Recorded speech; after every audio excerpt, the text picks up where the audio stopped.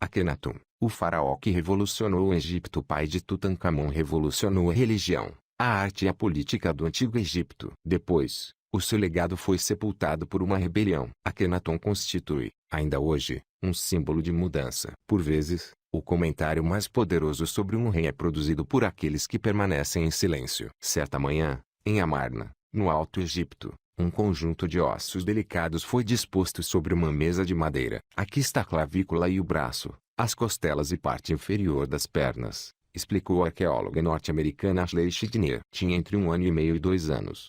O esqueleto era de uma criança que viveu em Amarna há mais de 3.300 anos, quando este povoado era a capital do Egito. A cidade foi fundada por Akhenaton, um faraó que, juntamente com a mulher, Nefertiti, e o filho, Tutancâmon, tem arrebatado a imaginação contemporânea. Este esqueleto anônimo provém de uma sepultura não identificada. Os ossos demonstram evidências de subnutrição, um problema que Ashley Chidner e outros já observaram nos restos mortais de dezenas de crianças de Amarna. O atraso no desenvolvimento começa perto dos 7 meses e meio, explicou a especialista. É quando se inicia a transição do leite materno para os alimentos sólidos.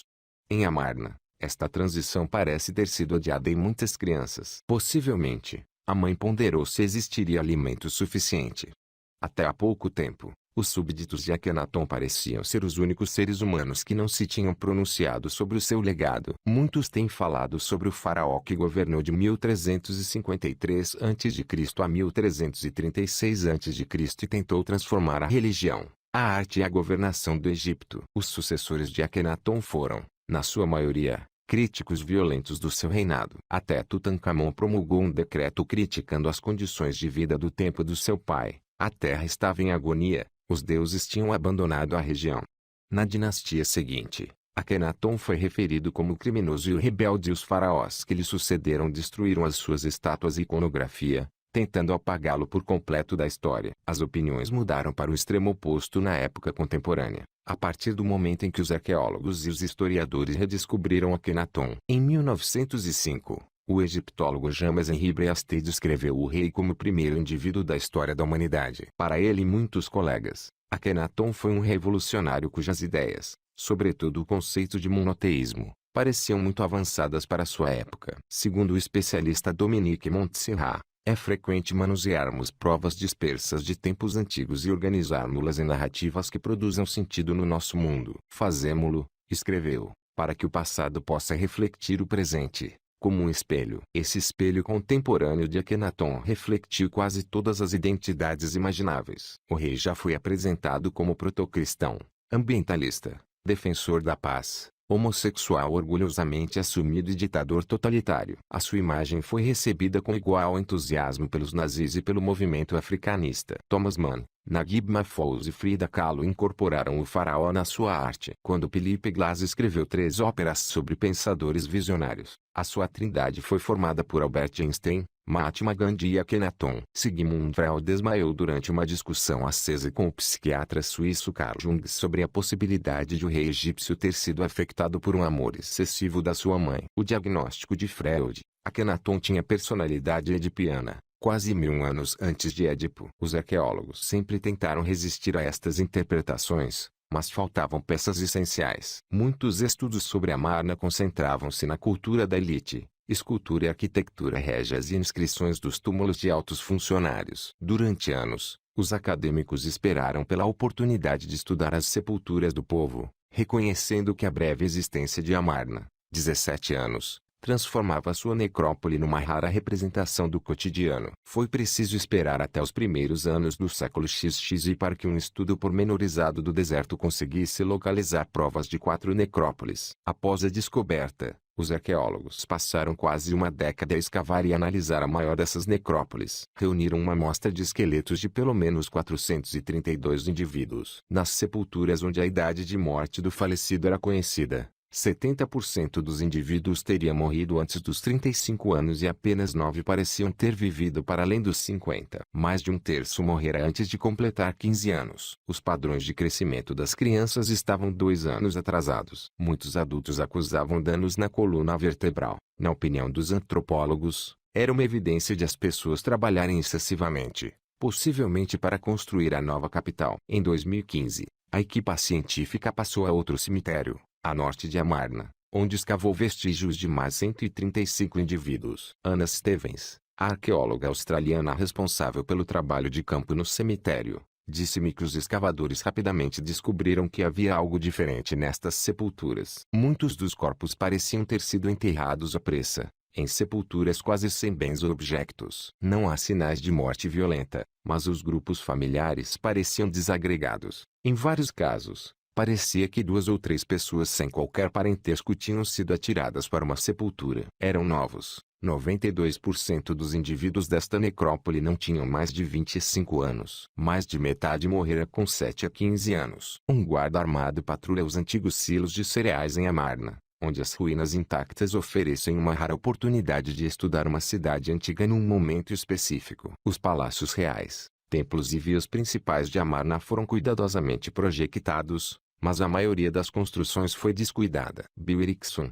da Universidade de Westminster, crê que os padrões de alojamento em Amarna eram parecidos com os observáveis em bairros de Lata contemporâneos. Estes sítios podem ter 3.000 anos, mas são lições importantes sobre cidades modernas. Esta curva de mortalidade não é normal, resumiu Anna Stevens. Não pode ser coincidência que as pedreiras de calcário do rei se localizassem aqui. Seria um grupo de trabalhadores recrutados no auge da juventude que trabalhou efetivamente até a morte. Para já, uma conclusão. Está afastada por completo qualquer noção prevalecente de Amarna ter sido um bom local para viver.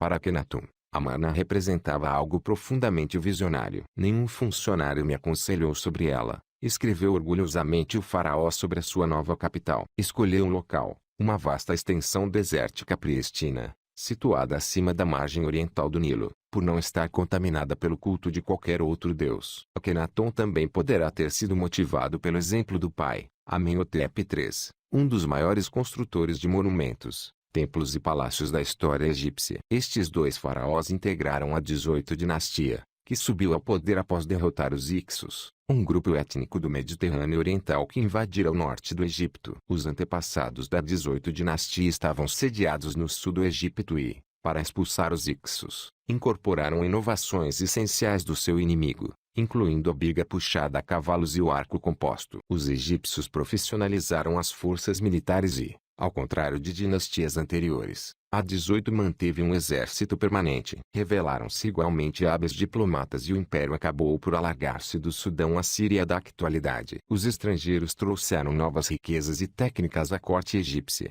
com repercussões profundas. No reinado de Amenhotep III, que governou entre 1390 e 1353 a.C., o estilo da arte régia mudou para algo que hoje poderíamos classificar como mais naturalista. Ao mesmo tempo que abraçava novas ideias, Amenhotep III tinha também os olhos postos no passado distante. Estudou as pirâmides de reis que viveram mais de 1000 anos antes e incorporou elementos tradicionais em festivais, templos e palácios reais. Continuou a prestar culto a Amon, o deus patrono da cidade de Tebas, mas começou a enfatizar Atum, forma do deus do sol Ré, retratado como disco solar, uma simbologia evocativa de padrões de culto mais antigos. O filho deste faraó subiu ao trono como Amenhotep IV, mas, no 5º ano do seu reinado, tomou 2 decisões de extrema importância. Mudou seu nome para Akhenaton, ou dedicado a Atum, e decidiu transferir a capital para o local atualmente conhecido como Amarna. O rei chamou a sua cidade Akhetaton,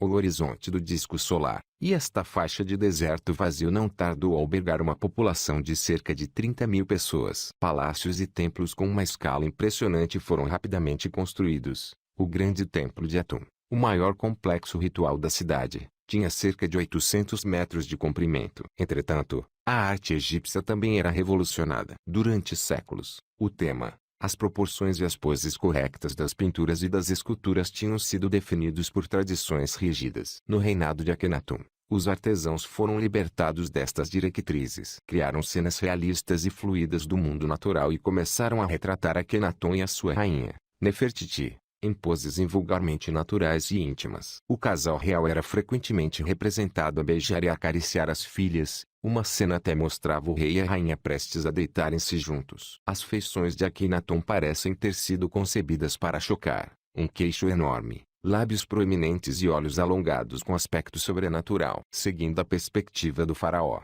A religião foi radicalmente simplificada. Os egípcios adoravam mais de 1000 deuses, mas Akhenaton era fiel a um só. Ele e Nefertiti eram os únicos intermediários entre o povo e Atum, assumindo o papel tradicional do clero. Nefertiti foi nomeada co-regente e, embora não seja claro se alguma vez deteve o poder político, o seu estatuto religioso e simbólico era bastante invulgar para uma rainha. Tudo isto deve ter constituído uma ameaça para os sacerdotes da antiga ordem, que serviam Amon. Passados alguns anos em Amarna, o faraó ordenou a remoção das imagens de Amon dos templos do Egito. Tratou-se de um acto incrivelmente ousado. Foi a primeira vez na história que um rei atacou um deus. Porém, as revoluções têm tendência a virar-se contra os seus criadores e esta violência acabou por consumir as próprias criações de Akhenaton. Cheguei ao local do grande templo de Aton num dia em que Barry Kemp encontraram um fragmento de uma estátua partida de Akhenaton. Barry é professor emérito da Universidade de Cambridge e dirige o projeto Amarna,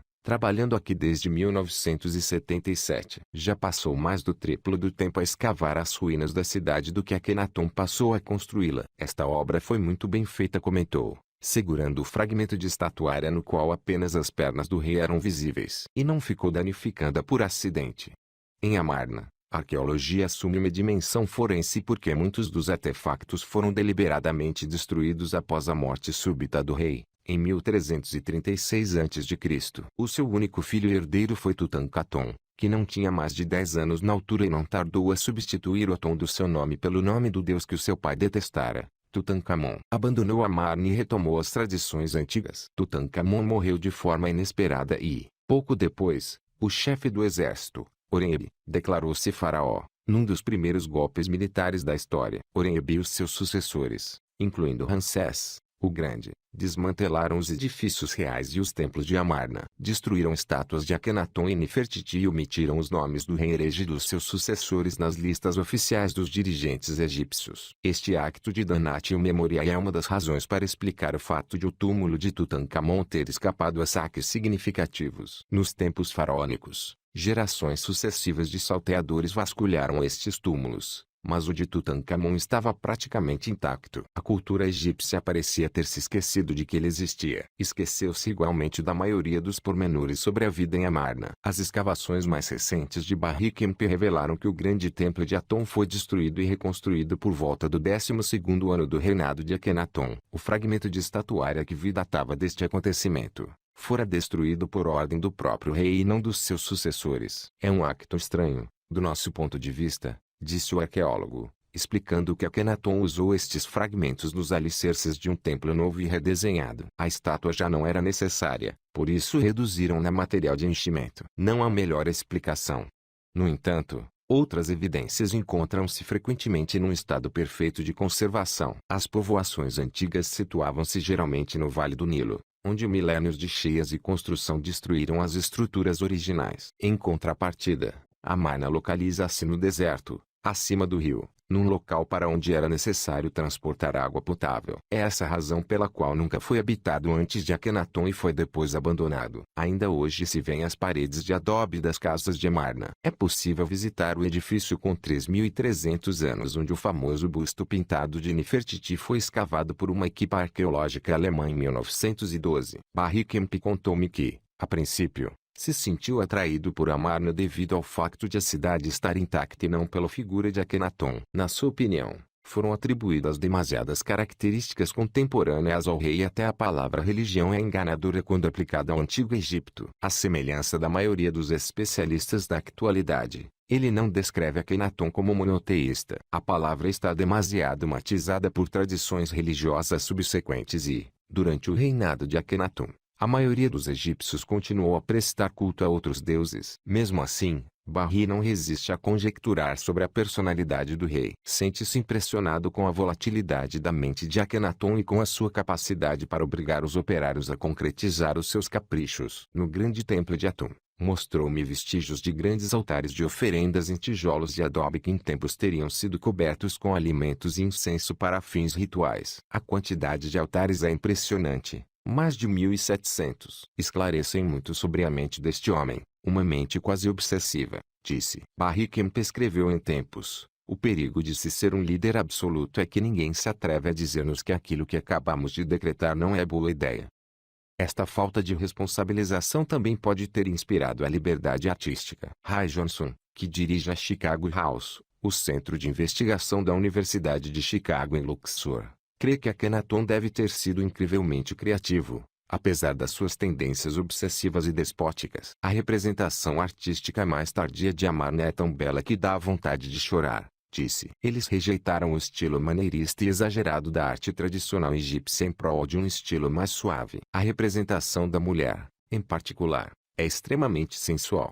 Ray Johnson reuniu recentemente fragmentos de relevos murais e estátuas pertencentes a coleções espalhadas pelo globo. A digitalização permite agilizar este tipo de trabalho. Mostrou-me depois uma composição virtual em que juntou a fotografia de um fragmento que se encontra em Copenhaga com a imagem de outro do Museu Metropolitano de Arte de Nova York. Estão a 6.000 quilômetros de distância, mas apercebi-me de que se juntavam, disse. A ligação revela uma cena surpreendente. Akhenaton celebra um ritual não com Nefertiti, mas com Kia, outra esposa que não detinha o estatuto de rainha. Há um pequeno grupo de especialistas envolvidos neste trabalho e aqueles que conheço parecem ter uma opinião menos crítica de Akhenaton, talvez devido ao seu contato íntimo com a arte. Esta acaba por ser o legado mais duradouro do faraó, pelo menos até a sua redescoberta na época contemporânea. A sua cidade e práticas rituais foram rapidamente abandonadas, mas o estilo artístico de Amarna influenciou períodos subsequentes. Marcia Yu,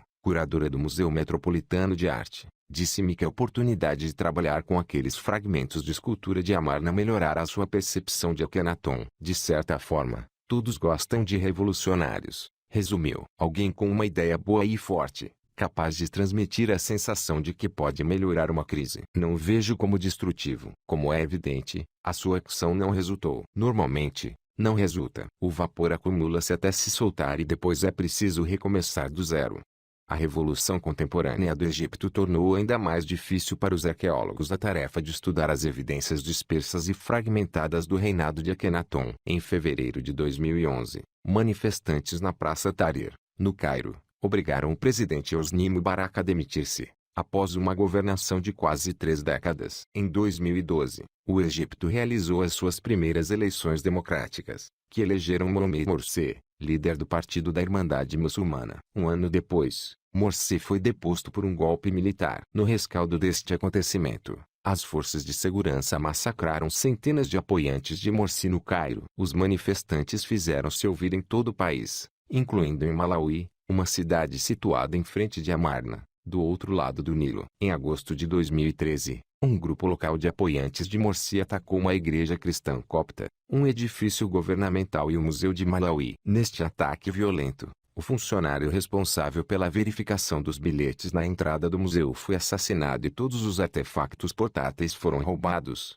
mais de 1.000, no total. Desde então, a polícia recuperou a maioria das peças, mas o museu demorou 3 anos a reabrir. Em Amarna, o avanço da agricultura representa uma ameaça ainda maior do que os sacas. Agora que bombas a gasóleo puxam a água do rio, os agricultores conquistam solo no deserto, incluindo os sectores da cidade antiga ainda por escavar. Oficialmente, o sítio está protegido, mas a aplicação da lei tem sido muito enfraquecida pela revolução. Mohamed Khalaf, então diretor do Gabinete de Antiguidades de Minia, a capital regional, disse-me que os aldeãos residentes em redor de Amarna estavam legalmente limitados a cerca de 300 fedã, 126 hectares, de terra cultivada. Já conquistaram mais 300 à custa de ilegalidades, disse. 80% do avanço da agricultura registrou-se desde a Revolução.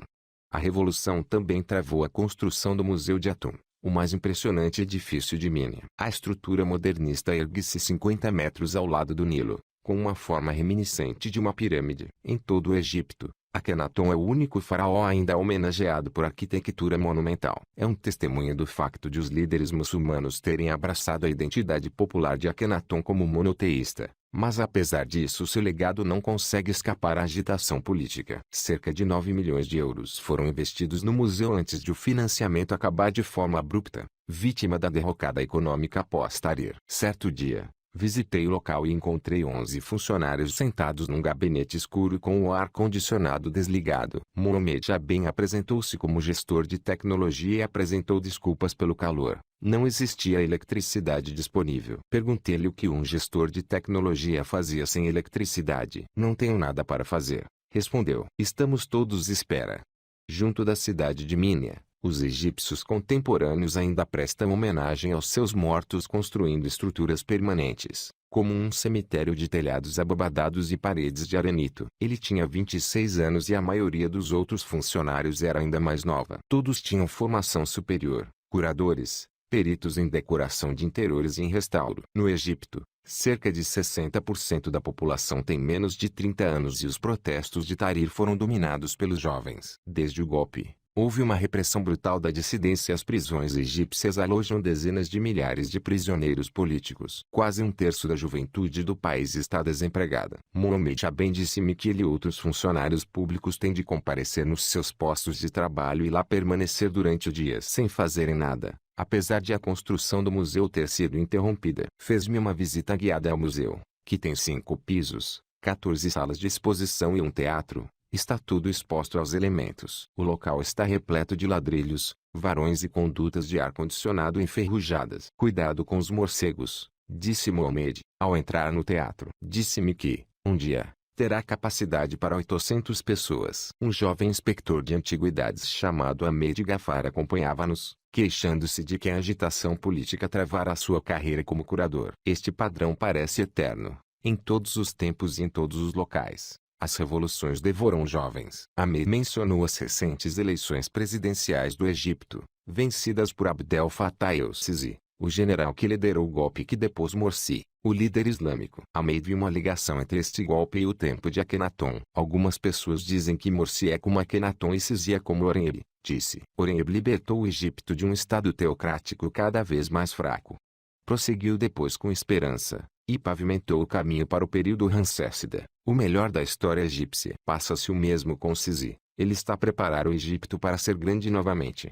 Esse sentimento de preparação do Egito para a grandeza é muito mais velho do que Sisi ou mesmo Akhenaton. No Antigo Egito, após períodos de fraqueza ou desunião, os líderes declaravam frequentemente um em Mesut, literalmente a repetição do nascimento. Recorriam a símbolos antigos, usando glórias passadas para prometer sucessos futuros. Tutankhamon declarou um em Mesut e Horeb também pode tê-lo feito. A revolução adquire legitimidade quando associada ao passado e é por essa razão que as palavras de ordem gritadas em Tahrir eram frequentemente acompanhadas por imagens de Gamal Abdel Nasser e Anwar Sadat. É igualmente essa razão pela qual grupos marginalizados de todo o mundo se sentiram atraídos pela figura de Akhenaton. Quando Morsi e a Irmandade Muçulmana subiram ao poder, em 2012, aprovaram uma constituição que citava o monoteísmo de Akhenaton e chamaram nada, renascimento, em árabe, ao seu programa político. No Egito sempre existiu a tentação de refletir o passado distante no presente,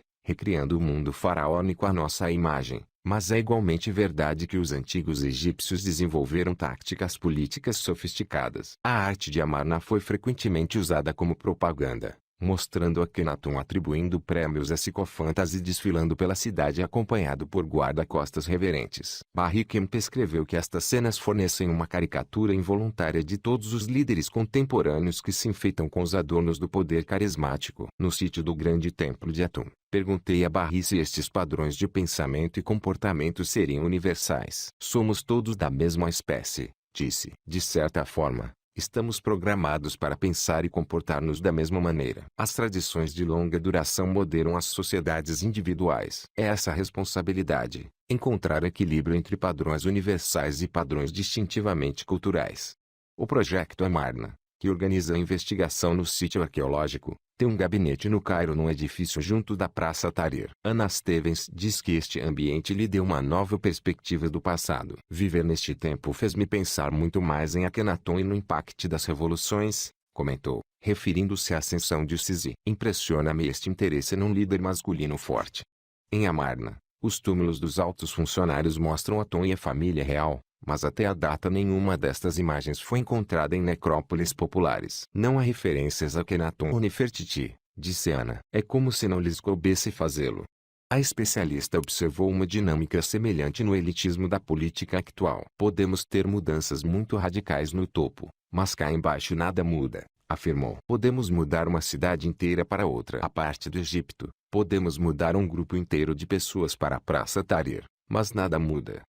Para ela, uma revolução é uma história seletiva. Akhenaton está a compor uma narrativa, disse um dia no seu gabinete e apontou para uma fotografia de esqueletos de um cemitério popular. Esta narrativa, porém, não é para aquelas pessoas.